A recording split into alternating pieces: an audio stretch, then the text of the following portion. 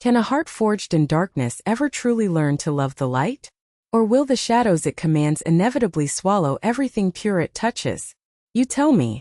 In a world where loyalty is sealed in blood and betrayal is a stiletto blade in the dark, a king can have anything he wants. Power, fear, respect. But what happens when the one thing he craves is the one thing he can never truly own? A defiant soul. This is the story of a man who ruled an empire of sin and the woman who became his most dangerous obsession, his only weakness and perhaps his last chance at salvation. Isabella Rossi knew the scent of rain on hot asphalt and the taste of cheap coffee from the diner where she worked. She knew the rhythm of a city that never slept, a city whose glittering facade hid a rot that ran bone deep. She did not, however, know the cold metallic scent of fear until it was standing in her tiny apartment, wearing a suit so exquisitely tailored it seemed woven from midnight itself. Marco De Luca, the man they called the Shadow King in hushed, terrified whispers, did not knock. Men like him owned the doors, the buildings, the very air people breathed. His eyes, the color of aged whiskey and just as intoxicatingly dangerous, swept over her, cataloging every detail with an unnerving possessiveness. He was the city's dark heart, the unseen hand that moved every piece on its grimy chessboard. And her father, a gambler with more debts than sense, had just made her the final sacrificial pawn. "Your father owes me." Marco's voice was a low growl, a rumble of thunder promising a storm. It was not a negotiation. It was a statement of fact as immutable as gravity. Isabella stood taller, the worn linoleum of her kitchen floor feeling like the edge of a cliff. Her heart hammered against her ribs, a frantic bird in a cage, but she would not let him see her terror. "My father is a fool. His debts are not mine." A flicker of something, amusement perhaps or respect, danced in those lethal eyes. A slow predatory smile touched his lips, a masterpiece of cruel beauty. "In my world, Signorina, the sins of the father are a legacy. And you, cara mia, are his most precious asset. You are the payment." He didn't touch her, not yet. He didn't have to. His presence was a physical force, pressing in on her, stealing the oxygen from her lungs. His world was one of opulent villas built on foundations of blood, of pinstripe suits and silk gowns masking the savagery beneath. Her world was about to be consumed by his. As his men moved silently into her small space, she felt the first tendrils of a gilded cage closing around her. She was a captive, a commodity. But as he watched her, a defiant fire burning in her gaze, Marco De Luca felt an unfamiliar tremor. He had claimed her as a show of power, a cold transaction. He had not anticipated the fierce, untamable spirit that looked back at him, not with fear, but with a fury that mirrored his own. This innocent girl with eyes like a stormy sea was not just a payment. She was a reckoning. And deep within the stone-cold fortress of his heart, a long-dormant beast stirred, recognizing its match. The De Luca villa was a palace of breathtaking contradictions. Sunlight streamed through floor-to-ceiling windows, illuminating dust motes dancing over priceless art, yet every shadow seemed to hold a secret. The air smelled of lemon polish, expensive cologne, and something else. Something metallic and vaguely threatening like old money and fresh blood. Isabella was given a room larger than her entire apartment, a closet filled with designer clothes she couldn't pronounce, and a diamond necklace that felt like a beautiful, glittering leash around her throat. She was a bird in a cage and Marco was her keeper. He would watch her from across long, silent dinner tables, his gaze so intense it felt like a physical touch. He never spoke of his business, of the violence that funded this lavish prison. Instead, he asked about her dreams, the books she read, the life she'd lost. It was a disarming tactic, a cruel seduction. "You look at me like you hate me," he murmured one evening, his voice a velvet rasp in the candlelit dining room. She met his gaze, refusing to be cowed. "I am your prisoner. Should I be grateful?" He leaned forward, the fine wool of his suit jacket stretching across his broad shoulders. "You are my guest. Permanent one, perhaps. There is a difference. Only in the quality of the locks on the doors," she retorted, her voice sharp. His cousin, Nico, a man with a serpent's smile and eyes that were always calculating, watched them from his seat. He saw the way Marco's hardened expression softened almost imperceptibly when he looked at Isabella. He saw the obsession growing, a crack in the Shadow King's impenetrable armor. Nico, ever the ambitious underboss, saw weakness. He saw an opportunity. Leo, Marco's loyal consigliere and a man whose weathered face held the wisdom of 1,000 brutal lessons, saw it too, but he saw danger. "She is a complication, Marco," he warned in the quiet of Marco's study, the scent of leather and whiskey thick in the air. "Love is worse than a hit. It makes you sloppy." Predictable. Marco swirled the amber liquid in his glass, the crystal catching the low light. "She is not a complication. She is a clarification." He couldn't explain it, this pull towards her purity, this strange desire to shield her from the very world he commanded. She was the one thing in his life that wasn't tainted by fear or greed. Her defiance was honest. Her compassion, a foreign concept he found himself craving. One night a deal went sour. Marco returned late, a deep gash on his forearm, his knuckles bruised and bloodied. He found Isabella in the library, curled up in a chair, asleep with a book in her lap. He stood there for a long moment, just watching her, the fierce protector warring with the ruthless monster inside him. When he moved, he accidentally knocked over a bronze statue, the clang echoing in the silent house. Her eyes flew open, wide with alarm, then settled on the blood dripping onto the Persian rug. She didn't scream. She didn't recoil. Instead, she rose, her expression softening with a concern that struck him more forcefully than any bullet ever had. She led him to a bathroom, her touch gentle as she cleaned the wound, her fingers tracing the jagged lines of old scars that mapped a history of violence on his skin. "Who does this to you?" she whispered, her breath warm against his arm. "The world I live in," he answered, his voice rough with an emotion he couldn't name. In that moment, bathed in the soft glow of the vanity lights, she wasn't his captive and he wasn't the king of the underworld. They were just a man and a woman, connected by a spark of impossible tenderness. He saw not a prisoner but a partner. She saw not a monster, but a man drowning in the darkness he had created. And as he leaned in, his lips brushing hers for the first time, the taste of him, whiskey, blood, and a desperate, lonely power, was the most dangerous poison she had ever known. She knew she should fear him, but as his hand tangled in her hair, pulling her closer, all she felt was a terrifying, exhilarating fall. The kiss was not gentle. It was a clash of worlds, a desperate claiming.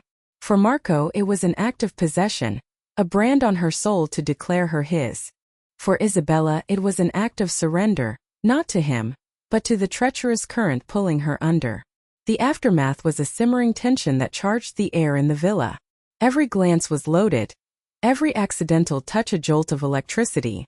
Nico watched this transformation with growing contempt and strategic glee. Marco, the unshakable Don, was distracted. He was spending more time in the villa, his focus shifting from ledgers and shipments to the woman with the stormy eyes. Nico began his whispers, planting seeds of doubt among the capos. He spoke of Marco's obsession as a liability, a foreign element infecting the family's strength. He portrayed Isabella as a siren, a clever manipulator sent by their rivals, the Gallos, to bring the great De Luca empire down from the inside. He was weaving a web, and Marco and Isabella were the two flies he intended to trap at its center. Marco, blinded by his burgeoning feelings, saw Nico's concerns as the misguided loyalty of a cousin. He dismissed Leo's more direct warnings, believing he could control this, that he could have both his empire and his queen. He began to open up to Isabella in small ways, showing her the man behind the myth. He took her to the rooftop greenhouse, a secret sanctuary where his mother, Maria, cultivated rare white roses. "They were my father's favorite," he told her, his voice softer than she'd ever heard it. "He said they were like my mother, beautiful and pure, but with thorns to protect themselves." Isabella touched a velvety petal, understanding the metaphor. She was beginning to see the thorns around Marco's own heart. She saw the little boy who had lost his father too young, forced to become a king before he was ready. Her empathy was a key, slowly turning the lock on his soul. This growing intimacy was a threat Nico could not allow. He needed to shatter the illusion, to remind Marco of the brutal world they truly inhabited, and to frame Isabella in the process.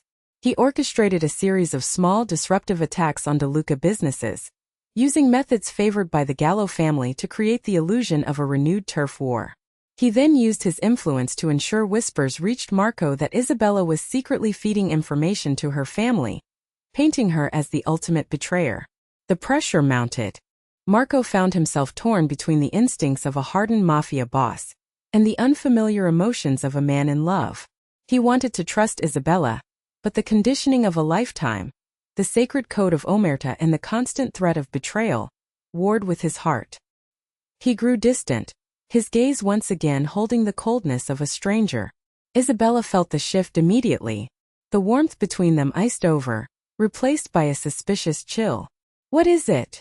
She finally confronted him one evening, finding him staring out at the city lights from his balcony, a figure of solitary power. "What have I done?" His voice was flat, devoid of emotion. "They say a king's greatest weakness is the belief that he is infallible. My weakness is you." The words meant to wound were a raw confession. He was admitting she had power over him, a power that terrified him. Before she could respond, his phone rang. It was Leo, his voice strained with panic. "Marco, it's your mother. She's gone. Her guards were taken out." There was a white rose left on her pillow, the gallows signature. A cold dread, colder than any fear he had ever known, seized Marco. His mother. The one pure, untouchable part of his life. The foundation of his world. And the symbol left behind was the very one he had just shared with Isabella. In that moment, Nico's poison took root. Every doubt, every warning, coalesced into a single agonizing thought. Betrayal. His eyes, when they met Isabella's, were no longer those of a lover. They were the eyes of the Shadow King, and he was looking at his enemy. The world fractured into a million sharp edges. Marco's face was a mask of stone, but his eyes were a raging inferno. The accusation was unspoken but hung between them, thick and suffocating. "You!" he breathed, the word a venomous dart. "How could you?" Isabella stared back, her own heart shattering. To be accused of such a monstrous act, of using the intimate symbol of the white rose against him, was a betrayal deeper than any blade. "I would never," she whispered, her voice trembling with a mixture of fury and despair. "Marco, you have to believe me," but the evidence, so perfectly crafted by Nico, was damning. A woman with loose ties to the Gallo family, a symbol only she and he shared, and a sudden devastating strike at his only vulnerability. For a man raised on suspicion, it was an open and shut case. He locked her in her room, the beautiful cage suddenly a true prison, and descended into the cold, calculating darkness that had made him king. He put the word out on the street. A king's ransom for any information on his mother, and a death sentence for anyone withholding it. The city held its breath, sensing the prelude to a war that would burn it to the ground. While Marco unleashed his fury upon the underworld, tearing apart Gallo operations in a blind rage, Nico made his next move. He visited Isabella, his face a mask of false sympathy. "He's lost his mind," Nico said, his voice laced with concern. "He's going to start a war he can't finish. I can get you out of here, Isabella. I can get you away from all this." He was testing her, trying to see if she would run, which would only confirm her guilt in Marco's eyes. But Isabella's fear was now eclipsed by a fierce, protective instinct. She knew Marco was being manipulated. She didn't know how or by whom, but she saw the pieces moving on the board. "I'm not going anywhere," she said, her voice steady. "I won't abandon him when he's being played for a fool." Nico's smile tightened. She was more resilient than he'd anticipated. He would have to remove her from the board permanently. Meanwhile, Leo, the ever-loyal consigliere, was doing his own digging. Marco's rampage was sloppy, driven by emotion. Leo was methodical. He knew the gallows. Their style was loud, arrogant. This attack was too subtle, too personal. Felt like an inside job. His investigation led him down a rabbit hole of whispers and shadows, circling closer and closer to the truth.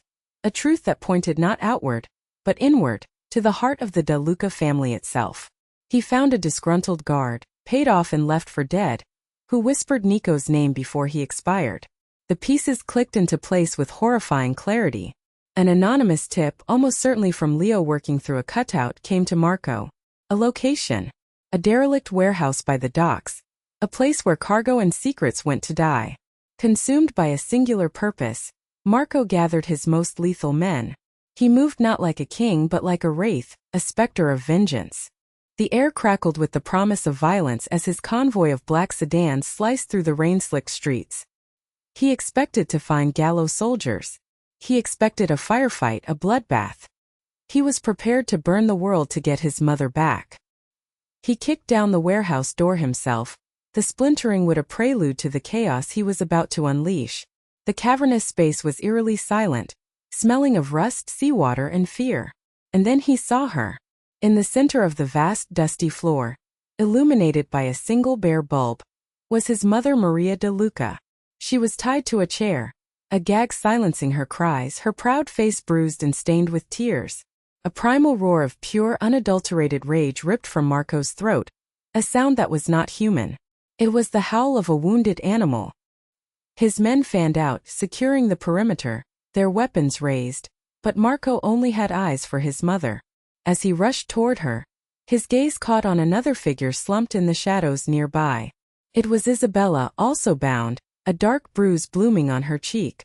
Nico had brought her here to be the final piece of his tableau, the traitor found with the victim, a scene designed to fuel Marco's rage and seal her fate.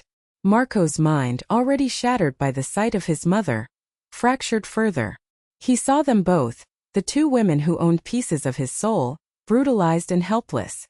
His world tilted, his rage a white-hot, directionless storm. He ripped the gag from his mother's mouth, his hands surprisingly gentle as he worked on her ropes. "Mama," he whispered, his voice cracking. And then he straightened up, his eyes sweeping the empty warehouse, his fists clenched so tight his knuckles were white. He turned, his gaze a physical force, and roared into the echoing darkness, a vow of bloody retribution that shook the very foundations of the building. "Who the fuck hurt my blood?" Maria de Luca, gasping for breath, her eyes wild with terror and relief, locked her gaze on her son. Her voice was a raw, broken whisper, but it carried across the cavernous space with the weight of a death sentence. "Nico," she choked out. It was Nico. The name struck Marco like a physical blow. A betrayal so profound it stole the air from his lungs. Not the gallows. Not some faceless rival.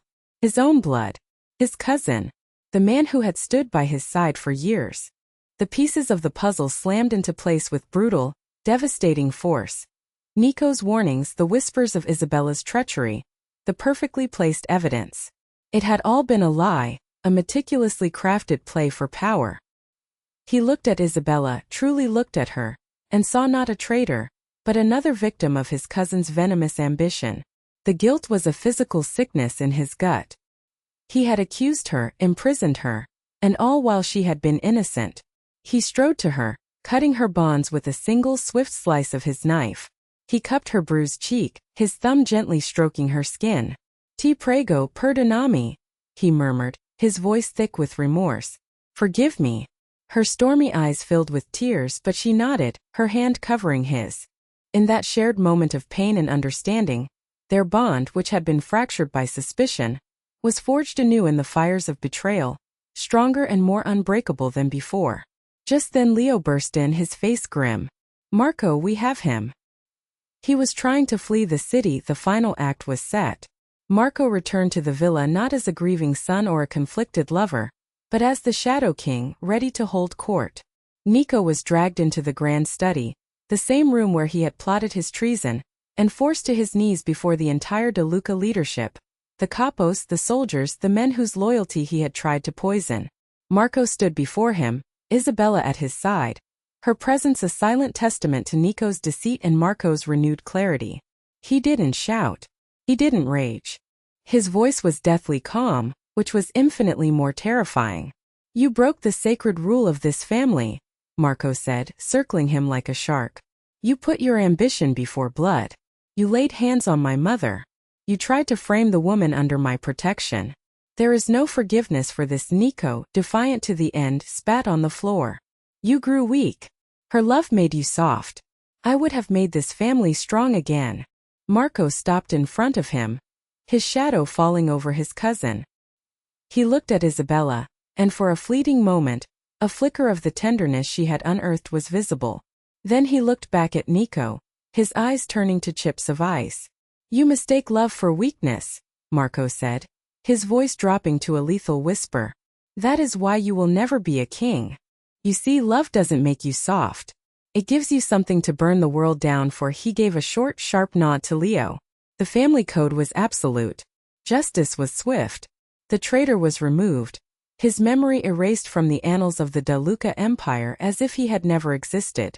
In the quiet aftermath, with the ghosts of betrayal exorcised, the villa felt different. Lighter. Marco stood with Isabella on the balcony, the city lights twinkling below like a carpet of fallen stars. The air was clean, washed by the earlier rain. I have spent my life building walls, Isabella, he said, his voice raw with vulnerability. To protect myself, to protect my family. I locked you in thinking I was controlling a threat. But all I did was cage the one person who could have set me free. He turned to her, taking her hands in his. They were no longer the hands of a ruthless Don, but of a man laid bare. I cannot offer you a normal life. This world, my world, will always have its shadows. But I can offer you my whole heart. My loyalty. My protection. I am asking you, Isabella Rossi, not as my captive but as my equal. Stay with me. Be my queen. Isabella looked into his whiskey-colored eyes and saw her future. It was dangerous, uncertain, and laced with the darkness she had once feared. But it was also filled with a fierce, passionate love that she had never imagined possible. She saw a man who had faced his demons and chosen the light she offered. She had not been captured, she had been found. There is no cage, she said softly, rising on her toes to press a gentle kiss to his lips. When you hold the key, and so the innocent captive found her power, not in escaping the darkness, but in ruling it alongside her king. The Shadow King found his salvation, not in his empire, but in the heart of one defiant woman. And as they stood there, wrapped in each other's arms, the city below seemed to bow to its new queen. So I ask you again, can a mafia boss's heart survive true love? Perhaps that is the wrong question. Perhaps the real question is, can his world survive it? For when a king finds his queen, entire empires are reborn. What do you think is the most epic love story you've ever heard? Let me know in the comments. Share this story if you believe in a love that conquers all. And never forget that sometimes, the most dangerous fairy tales have the happiest endings.